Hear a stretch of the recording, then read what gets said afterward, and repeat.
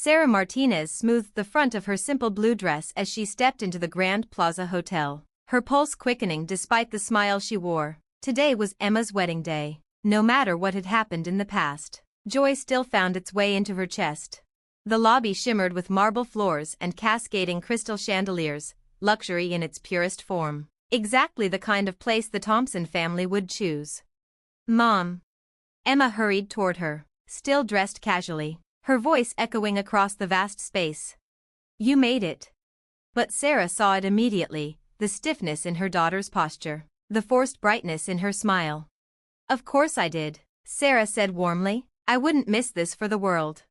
She opened her arms, but Emma hesitated, glancing nervously around before leaning in. "Mom, there's something I need to tell you." Emma clasped her hands together. James's family made some last-minute changes. Sarah felt her stomach tighten. Ever since Patricia Thompson had taken control of the wedding plans, she'd sensed this moment coming. "What kind of changes?" "They moved your table," Emma said quickly, toward the back, near the kitchen. Patricia said it's because of the photographer's layout, but her voice trailed off. Before Sarah could reply, a sharp, authoritative voice cut through the air. "Emma, why are you down here? We need you upstairs, now."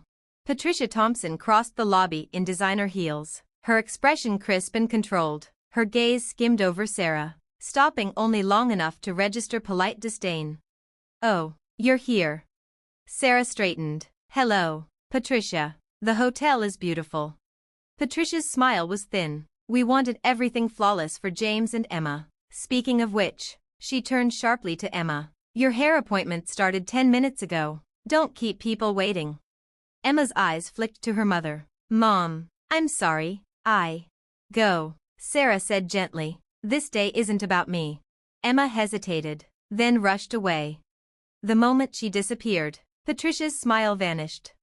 "Let's be honest," she said quietly. "You don't belong among our guests. The Thompsons have a certain image to uphold." "I'm here for my daughter," Sarah replied evenly. "And you'll support her," from the back, Patricia said. "We can't have your modest background distracting from the photos. I'm sure you understand." Her smile sharpened. "Oh, and we arranged for staff meals to be served at your table. It seemed appropriate." She turned and walked away, leaving Sarah alone beneath the glittering lights. The humiliation settled slowly. Sarah thought of the countless double shifts at the hospital, the exhaustion she'd pushed through so Emma could chase her dreams, the nights spent quizzing her daughter for medical school exams, the pride she'd felt when Emma was accepted. None of it seemed to matter now. Sarah made her way into the ballroom. It was breathtaking: crystal chandeliers, lush floral arrangements, a string quartet tuning their instruments. And then she saw it. Her table, hidden behind a pillar, beside the swinging kitchen doors. "Mrs. Martinez?" A young woman in a hotel uniform approached. "I'm Jenny, with event services. This is your seat." Sarah nodded. "Yes." Jenny hesitated, lowering her voice. "My sister was at County General last year, during that highway disaster. You worked 30 hours straight." Her eyes softened. "You saved her life." Sarah remembered that night, the chaos, the exhaustion, the determination to keep going. "We just wanted you to know," Jenny said quietly. "The staff sees you, and if you need anything, we're here." Sarah's fingers tightened around her purse. Something clicked into place. "Actually," she said softly, "there is something. But first, I need to make a call." She dialed a number she hadn't used in years, watching Patricia bark orders across the room. "Marcus," Sarah said when the call connected. "It's Sarah Martinez. Remember that favor you owed me? I think it's time." The ballroom filled quickly. Laughter, expensive perfume, glittering jewelry. "Is that her?" someone whispered near Patricia. "The nurse?" Patricia smiled tightly. "Yes, but we've handled it." Sarah checked her watch. Then it began. Jenny and several servers slipped off their uniforms and walked straight toward the exit. "Where do you think you're going?" Patricia snapped. "We haven't even served appetizers." Jenny didn't flinch. "We quit." Bartenders followed. Valets abandoned their stations. The wedding coordinator closed her laptop and walked out. "This is outrageous." Patricia's face flushed red. You're under contract. Actually, a calm voice said from the doorway, they're not. Marcus Chen, CEO of the Grand Plaza Hotel Group, stepped inside. And suddenly, the room fell silent. A slow smile crossed Sarah's face as she watched Patricia's expression cycle from fury to confusion to frantic charm. Mr. Chen. Patricia rushed forward, voice suddenly honeyed. There must be some misunderstanding. We reserved this venue months ago, and now your staff seems to be confused about who's in charge. Marcus didn't bother correcting her. Instead, he turned to the packed ballroom. Ladies and gentlemen, I apologize for the inconvenience, he said evenly, but the Grand Plaza will not be hosting this event today. All operations have been suspended effective immediately. The room exploded into noise. Guests whispered. James's father shouted about lawsuits. And Emma, poor Emma, looked seconds away from collapsing. Mom. Emma pushed through the crowd and grabbed Sarah's hand. What's happening? Before Sarah could answer, Marcus spotted her and smiled. Sarah, there you are. Patricia spun around so fast her heels screeched. You know her? Know her? Marcus laughed. Sarah Martinez saved my daughter's life. She identified a rare condition every specialist missed and stayed by her bedside all night. He turned back to Sarah. I told you then, anything you ever need. I meant it. Understanding rippled through the crowd. Sarah watched the color drain from Patricia's face as realization hit. But that's not all, Marcus continued. His voice carried effortlessly through the room. Sarah Martinez also serves on the board of our hospital foundation. She's directed millions in funding to underserved communities across the state. Silence. When she called to tell me how she'd been treated at her own daughter's wedding, Marcus said calmly, I made a decision. The Grand Plaza does not associate with behavior like that. Emma stared at her mother, tears shining in her eyes. Mom, why didn't you ever tell me? Sarah squeezed her hand. Because I wanted your life to be yours, not influenced by my name or my connections. Then she lifted her chin. But I won't allow anyone to treat us as less than. This is absurd, Patricia shrieked. You can't just cancel our wedding. Do you have any idea what this cost us? Oh, I'm not canceling it, Sarah said gently. She nodded at Marcus. The doors opened, and a fresh wave of uniformed staff rolled in gleaming service carts, moving with practiced precision. I'm taking over. Patricia's mouth opened, closed, opened again, no sound coming out.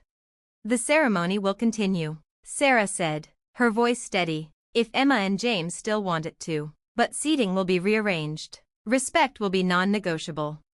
James finally stepped forward, shame etched across his face. Mrs. Martinez, I'm so sorry. I didn't know my parents were treating you this way. He turned to Emma. And I'm sorry I didn't stand up for you, and your mom. Emma's tears spilled freely. I'm sorry too. I should have said something. No more apologies, Sarah said firmly. This is still your day. She turned to the guests. Anyone who wishes to stay and celebrate Emma and James is welcome, on one condition. In this room, everyone is equal. The change was immediate. The Thompsons retreated into quiet corners, stripped of their authority. Guests relaxed. Laughter returned. The tension dissolved. Emma looked at her mother with pride as the ceremony finally began, slightly delayed, but infinitely more sincere. Sarah took her seat in the front row. Jenny, now back in uniform along with the rest of the staff, caught her eye and winked. Sarah smiled back. As vows were exchanged, Sarah realized something she hadn't expected. The greatest revenge wasn't humiliation. It was dignity. But the day wasn't over yet. At the reception, the atmosphere was unrecognizable. The string quartet played softly as guests mingled without pretense. Patricia sat near the kitchen doors, the same table she'd assigned Sarah, staring at her untouched plate. Richard Thompson scrolled through his phone, visibly calculating the fallout. Sarah almost felt sorry for them. Almost. Mrs. Martinez?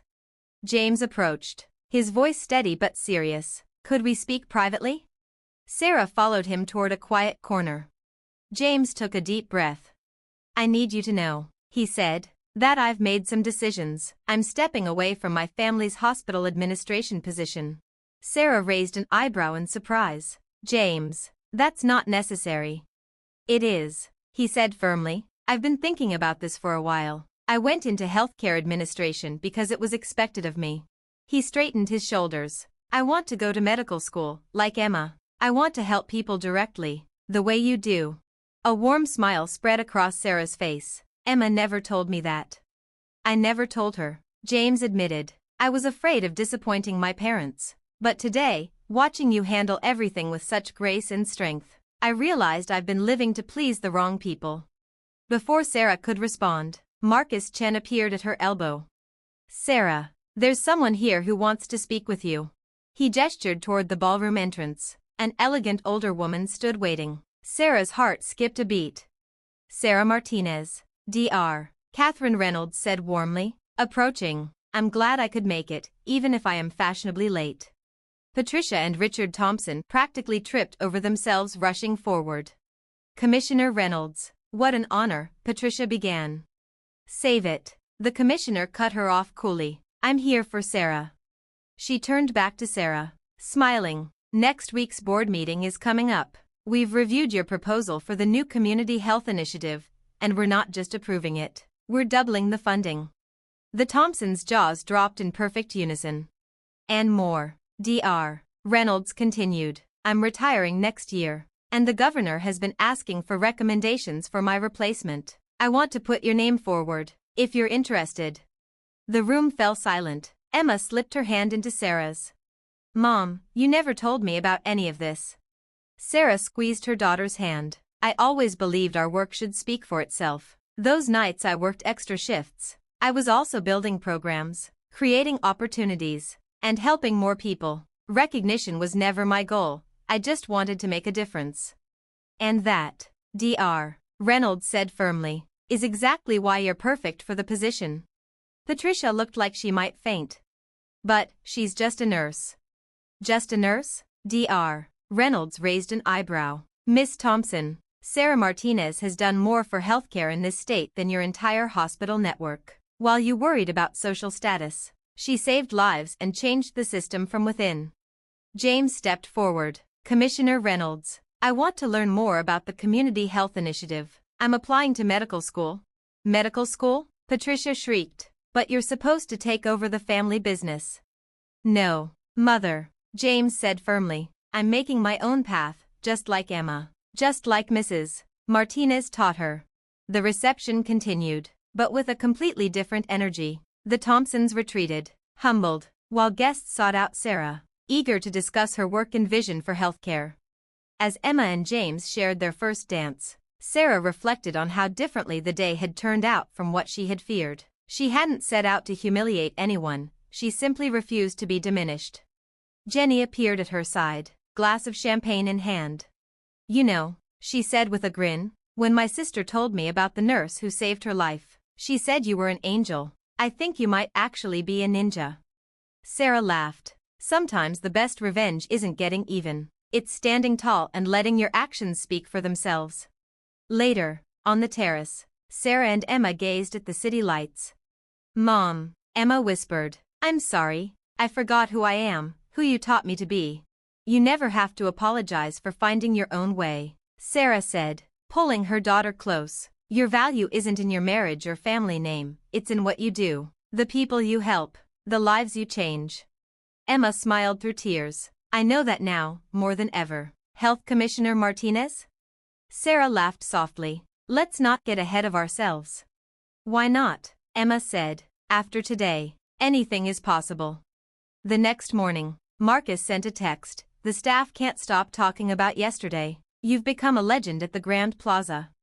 Sarah smiled, replying, sometimes the best revenge isn't revenge at all. It's living your truth.